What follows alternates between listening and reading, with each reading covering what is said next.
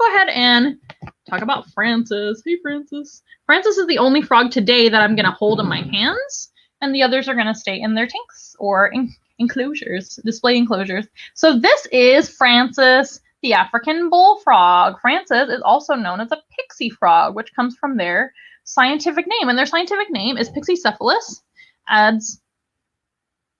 adspersus. I wrote it down. I know Pixie-cephalus because that's what a lot of people call them anyway, is pixie frogs or Pixie-cephalus frogs, and adspersus is the second part of their scientific name. I do apologize. I did not have that memorized, so I wrote it down for you guys. But Pixie-cephalus actually means small head, and the pixie frog is not a small frog. They're actually a very large frog. She's trying to leave us already. It is not time yet, Francis. You have to stay with us. So the pixie frog is actually not a small frog at all. She's a very young pixie frog. These guys can live into their 30s or more sometimes. And Francis is only about 4 years old. So she's a very small African bullfrog or pixie frog. But the pixie frog has a small head. And that's what Pixie-cephalus means. It means small head in Latin. So that's where they get the partial name Pixie-cephalus and their Latin name. And that's what a lot of herpetologists, not entomologists, herpetologists actually call them, is pixie frogs or Pixie-cephalus. But they're also known as the African bullfrog, and that's because they're a bullfrog living in Africa, right? So remember, these guys get pretty large. The male African bullfrogs are actually larger than the females, which is very unusual in the amphibian world because amphibians typically lay so very many eggs. The amphibian females are typically much larger than boys. But in this frog's case, it is the opposite. The male African bullfrog can be about the size of a dinner plate or a volleyball in girth. They are huge, and they're one of the largest amphibians, if not the largest amphibian in Africa. And the reason that the males grow so large is because they actually protect their babies. And the females do also get pretty big, so we anticipate that Francis, who we assume is a female because of the noises that she makes and the size that she currently is at her age, she should be a little bit bigger at her current age for a male if she were a male. So we think that she's a girl. I've also heard her making some like cheeps and peeps. Super cute. But the male African bullfrogs typically make a croaking sound. And that's why we think that she's a girl too. Look how cute she is. So the male African bullfrogs and the female African bullfrogs have to go underground during the dry season. So let's start over a little bit. In Africa, which is going to be mostly savanna habitat and maybe scrub habitat or forested regions in Africa, where they're from, these guys only have 2 seasons to worry about. They don't have a cold season, which is really nice, but they do have a dry season. So they have a dry season and a wet season. During the wet season or rainy season, there's lots of rain and there's lots of water. That's their favorite time of year, and that's when they can actually have their babies and everything, like I mentioned already. But during the dry season, they have to do something about that because there's no water for them to drink or keep their skin moisturized and things like that. Their slime coat will eventually dry out, and that's not good for them. So they have to do what we call estivation. That's kind of like hibernation, but there's no cold. Hibernation has to do with cold weather. Like we think of maybe like a bear hibernating for the winter, right? Hibernation has to do with cold. Estivation has to do with dry. So when it starts to become very dry out, they will start digging underground, and they will stay underground for up to 10 months, you guys. That is a very impressive amount of time to be dormant underground, sleeping and doing nothing, not eating. Amazing. They kind of go into a little coma at that point to be able to survive. It's not something that they necessarily would want to do for 10 months, but it is a survival technique for sure. And it can help them live throughout the dry season, of course. And if the dry season happens to be only a couple of months long, then they come back out during the wet season as soon as it comes back. So it's very, very random out there. It's not really the same amount of time that we would consider like our seasons, like 4 seasons here in the United States. So we have spring, summer, fall, and winter, right?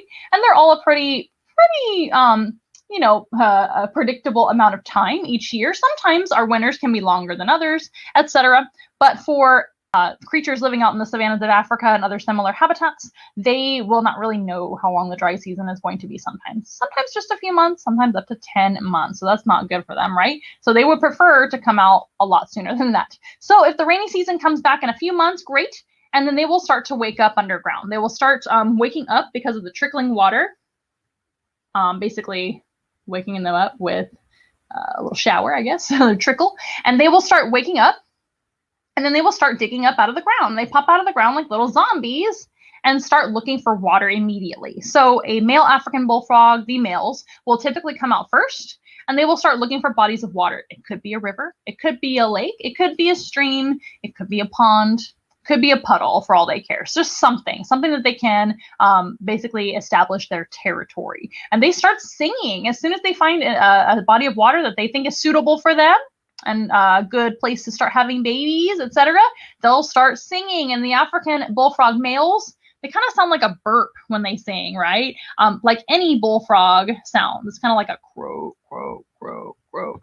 So when those females start popping out of the ground, they will start running over to the males singing at them and trying to entice them over and get all the girlfriends they can, I guess. And once those males and females come together, that's when they will have their young, or they will start making the eggs, right?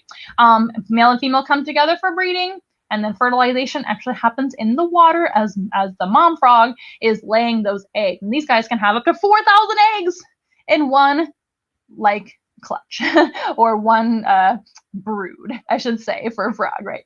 Oh, hello. These guys are peeping over here and making noises too. How cute. But then mom frog will just lay her eggs, so many of them, up to 4,000 babies, all those eggs, all those children. And then mom frog will just leave after that. She actually does not care for her young at all. Now, don't be mad at mom African bullfrog for doing that. That is very typical for most amphibians. Most amphibians do not care for their young at all. There are a few exceptions, which are really neat to look up in the wild, like the Pipa Frog. Well, the Pipa is technically a Suriname toad, but it's a type of frog, if you ask me, because it lives underwater. Frogs and toads are kind of a debatable topic. What's a frog and what's a toad? We don't really know anymore. Typically, toads have bumpy skin and are more of a dry species in general. But then there's like fire-belly toads, like these guys, which are mostly aquatic or semi-aquatic. They still have bumpy skin, but they're not really a traditional toad. And then you've got animals like the African bullfrog right here, wiggling around in my fingers. She's got bumpy skin too, but she's called an African bullfrog. So I think it's honestly whoever got to name the animal first.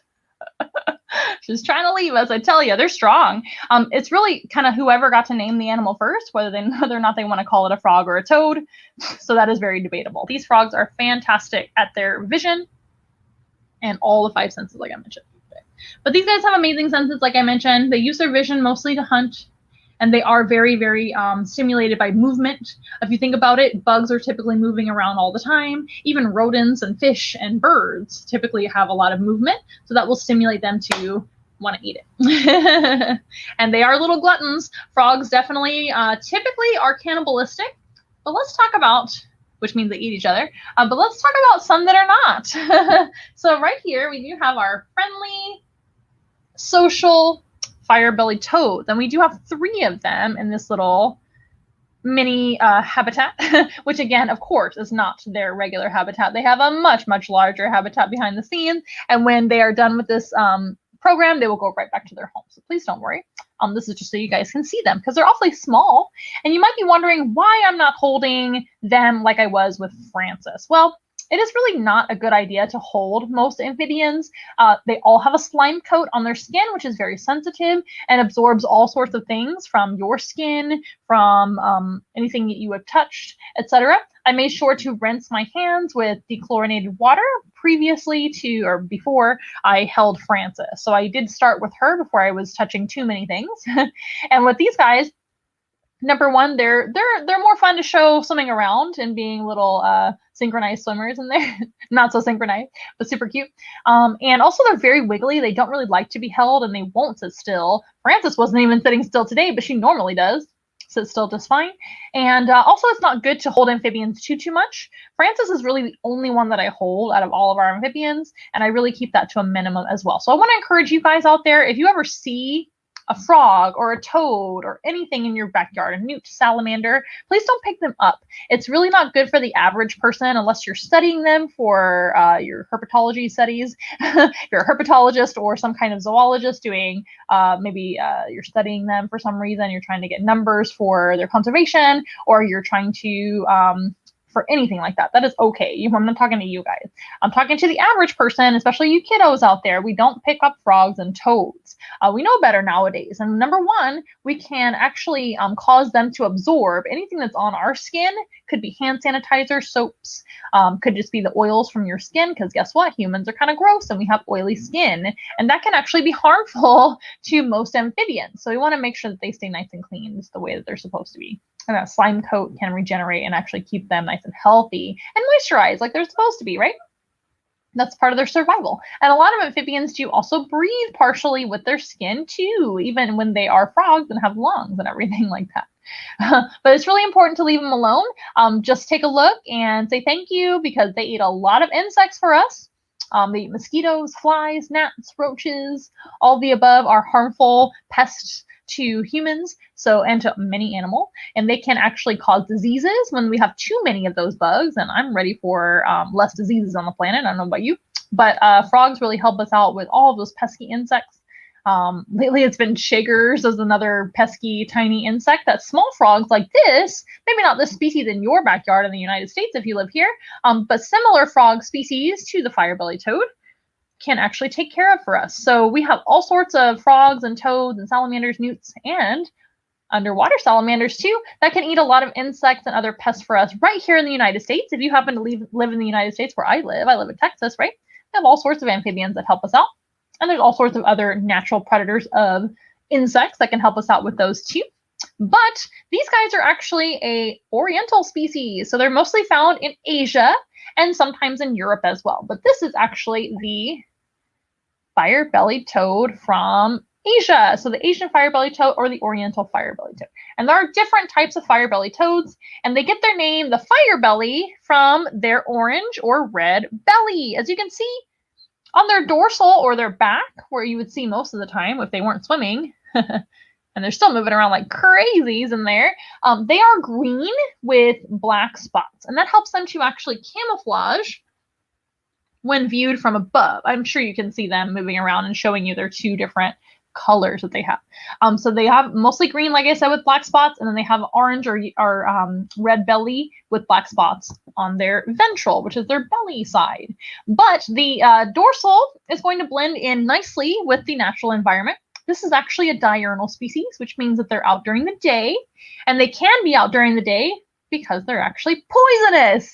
That doesn't mean they are going to hurt me, because I'm not going to eat them. So that's what poisonous means. If you have an animal that's poisonous, it may not be venomous. It's probably just tastes bad or is toxic to eat. So I am definitely not going to eat these guys. But that's actually how they can be a diurnal species. I didn't mention it before, but most of the time, frogs, like the African bullfrog, are going to be nocturnal. Most frogs are nocturnal. Maybe I did mention that. But the African bullfrog is usually going to come out in the night, and that's when they hunt bugs and look for all sorts of prey and have a little bit more coverage at night from their enemies. These guys can roam around and be awake during the daytime and sleep at night, which is the opposite of most frog and toad species. Isn't that cool? And the reason for that is because they taste bad. So most animals, if they try to eat this tiny frog, they will get a nasty surprise because they taste terrible. So they might try to eat them and then spit them right back out and say, bleh. And the poor frog just had like a traumatic experience almost getting eaten.